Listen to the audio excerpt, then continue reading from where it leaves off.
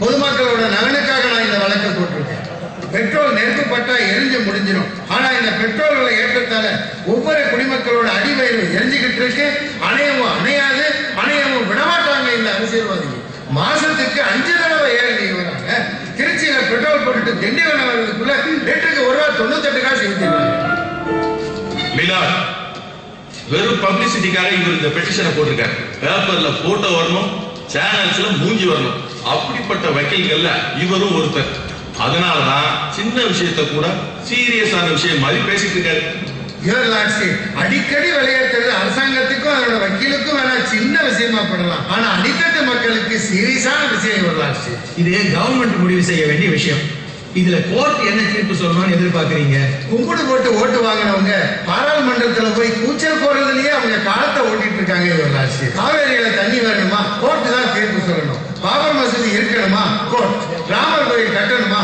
Court. கூவத்துல இருக்கிற ஆக்கிரமிப்புகளை இடிக்கணுமா? அதுக்கும் கோர்ட். இப்படி எல்லா அதிகாரங்களையும் தானே வச்சிருக்கிற அரசாங்கமே கோர்ட்டுக்கு வரையில எந்த அதிகாரமும் இல்லாத இந்த ஏழை எங்க போவே? சட்டம் பேச வேண்டிய இடத்துல இவர் அரசியல் பேசுறார். இவரோட சொந்த பிரச்சனை பேச வேண்டிய இடம் இது இல்லாம இது என்னோட தனிப்பட்ட பிரச்சனை இல்லை. வரலாச்சு 110 கோடி இந்திய மக்களோட பிரச்சனை, இந்திய மக்களோட பொருளாதார ஜீவாதார பிரச்சனை. வரலாச்சு பெட்ரோல் விலை ஏறதால ரயில் கட்டணம் ஏறுது, பஸ் கட்டணம் ஏறுது. மெட்ராஸ்ல மீட்டரே இல்லாம ஓடுற ஆட்டோக்கு கொடுக்கிற சார்ஜ்ல இன்ஸ்டால்மெண்ட்ல ஒரு காரே வாங்கலாம். இவரான இதுல நீதிமன்றம் தலையிடுற அளவுக்கு நியாயம் இருக்கிறதா எனக்கு தோணல. நோ, அவருடைய வாதங்கள்ல நியாயம், மக்களுடைய அடிப்படை தேவைகள். அவருடைய பெட்டிஷனை அட்மிட் பண்ண போறேன். இந்த கேஸ் அட்மிட் பண்ணதுக்காக நெஞ்சார்ந்த நன்றி. பெட்ரோல்ங்கிறது ஒரு வியாபாரம். வெளிநாட்டுல இருந்து இறக்குமதி செஞ்சு இங்க விற்கிறோம். இன்டர்நேஷனல் மார்க்கெட்ல விலை ஏறிச்சுன்னா நாமளும் விலை ஏற்றிதான் ஆகணும். அங்க இறக்கலாம், இங்க இறக்குறாங்களா? சைலன்ஸ் இன் கோர்ட். பக்கத்து நாடு பாகிஸ்தான்ல ₹31 லிட்டர், மலேசியால ₹29 லிட்டர். இங்க மட்டும் ஏன் ₹67 லிட்டரா? அவங்க வாங்குற அதே இடத்துல தானே நாமளும் வாங்கணும். மக்கள் நலனை மனசுல வச்சுட்டு நஷ்டம் வந்தாலும் பரவாயில்ல, பெட்ரோலுக்கும் டீசலுக்கும் அரசாங்கம் மானியம் கொடுக்கணும். மக்கள்கிட்ட ஆயிரக்கணக்கான கோடி வசூல் பண்ணிட்டு கொஞ்சோண்டு மானியம் கொடுக்குறீங்க. கோடி கோடியா லாபம் குறைச்சிக்கிட்டு இருந்த இந்த பெட்ரோலிய துறையை 1971 பாரத பிரதமர் இந்திரா காந்தி அம்மையார் அவர்கள் தனியார் துறையிலிருந்து பொதுத்துறைக்கு மாத்தினாங்க. ஏன்? அந்த கோடி கோடியான லாபங்கள் எல்லாம் மக்களை போய் சேரணுங்கிறதுக்காக சேர்ந்ததா? இல்லையே. ஏன்?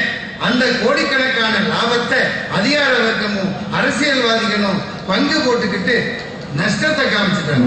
அரசியலுக்கு வெள்ளையும் சொல்லியுமா சுத்தமா வர அரசியல்வாதிகளை அழுக்காக்குறதே அதிகாரிகள் தான். இவரான நிர்வாகமே தெரியாம வர அரசியல்வாதிகளுக்கு விஞ்ஞானபூர்வமா எப்படி லஞ்சம் வாங்குறது, மாட்டிக்காம எப்படி ஊழல் பண்றதுங்கிறத சொல்லித்தரதே இந்த அதிகாரிகள் தான். இவரான பெட்ரோல் ஏன் இறக்குமதி செய்யறப்பவே உற்பத்தி வரி, சுங்க வரி, ஸ்டேட் வரி, சென்ட்ரல் வரின்னு வரிக்கு மேல வரி போட்டா ஏறாம என்ன செய்யும்? இவருக்கு அடிப்படை அறிவே இல்லை. வரி மூலம் தான் அரசாங்கத்துக்கு வருமானம். அந்த வருமானத்தை வச்சுதான் நிர்வாகமே நடத்த முடியும். ஏன்? பண முதலைகள் பதுக்கி வச்சிருக்கிற கருப்பு பணத்தை எல்லாம் வெளியேடுங்க. பேங்க்ல 1000 கோடி லோன் வாங்கிட்டு திருப்பி கட்டாதவன் சொத்தை எல்லாம் ஜப்தி பண்ணுங்க. உள்நாட்டுல ஊழல் பண்ணி வெளிநாட்டு வங்கிகள்ல 1000 கோடி பதுக்கி வச்சிருக்கிற லஞ்ச பணத்தை எல்லாம் அந்தந்த நாட்டுக்கு போய் இந்தியன் ஏர்லைன்ஸ்ல அள்ளிட்டு வாங்க. அப்படி எல்லாம் பண்ணாங்கன்னா நாம அமெரிக்காவுக்கு பைனான்ஸ் பண்ணலாம், அண்டார்டிகாவையே விலைக்கு வாங்கலாம். இவரான ஒவ்வொரு விஷயத்துக்கும் உலகம் வாங்கிட்டு போய் கையேந்தி பிச்சை எடுக்க வேண்டியதில்லை. இவரான இந்தியாவுக்கு சுதந்திரம் கிடைச்சு 68 வருஷம் ஆச்சு. இன்னும் இறக்குமதி பெட்ரோலையே வண்டியை ஓட்டிட்டு இருக்காங்க. இவரான லட்சக்கணக்கான கோடி பெட்ரோலை இறக்குமதி செய்யணும், அதை பேர்பாதி கோடியை கொள்ளையடிக்கணும். பெட்ரோலுக்கு வெளிநாட்டையே நம்பிக்கிட்டு இருக்காங்க. அதுக்கு ஒரு ஆல்டர்னேட்டிவ் கண்டுபிடிக்கலாமே. நம்மளை விட சின்ன நாடு கியூபா, வளர்ச்சி குறைஞ்ச நாடு பிரேசில். பெட்ரோலுக்கு பதிலாக அங்க எத்தனால பயன்படுத்துறாங்க. நம்ம நாடு ஒரு விவசாய நாடு.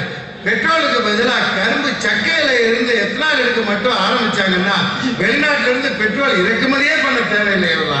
அந்த பணத்தை விவசாயிகளுக்கு பங்கு போட்டா கரும்பு விவசாயிகளுக்கு 1000 ரூபாய்க்கு பதிலாக 2000 ரூபாய் கொடுக்கலாம். அவங்களும் சந்தோஷப்படுவாங்க. ஆனா இந்த அதிகாரிகளுக்கு விவசாயிகளோட சந்தோஷம் முக்கியம் அல்ல, அவங்க அடிக்கிற கொள்ளாதான் முக்கியம். அரசாங்க வருமானத்துல 90% சம்பளமா வாங்குற இந்த அதிகாரிங்க 10% கூட அந்த மக்களோட சந்தோஷத்துக்கு செலவழிக்கிறது இல்லை. யுவர் ஆனர், நான் அரசாங்கத்தை காப்பாற்ற நினைக்கிறேன். எது நடந்தாலும் அரசாங்கத்தை குறை சொல்றது தப்புன்னு நினைக்கிறேன். ஜனங்க என்னைக்கு பணம் வாங்கிட்டு ஓட்டு போட ஆரம்பிச்சாங்களோ அன்னைக்கே ஜனநாயகம் செத்து போச்சு. Some are blaming the politicians, some are blaming the bureaucrats. Now you are blaming the public. இப்படி ஆளாளுக்கு அடுத்தவங்களையே குறை சொல்லிட்டு இருந்தீங்கன்னா இந்த பெட்ரோல் ப்ராப்ளத்துக்கு என்னதான் சொல்யூஷன்? மாற்று வழியில எரிசக்தி கண்டுபிடிக்கிறதுக்கான முயற்சிகள் நடந்துகிட்டே இருக்கு. அரசாங்கம் அதுக்கான வேலைகளை செஞ்சுக்கிட்டு தான் இருக்கு. ஆழ்கடல்ல பெட்ரோல் கண்டுபிடிக்கிற விஷயம் பல்லாயிரக்கணக்கான கோடிகள் செலவாகிற விஷயம். இப்ப இருக்கிற நிதி நிலைமையில அரசாங்கத்தால அவ்வளவு பெரிய தொகையை செலவிட முடியாது.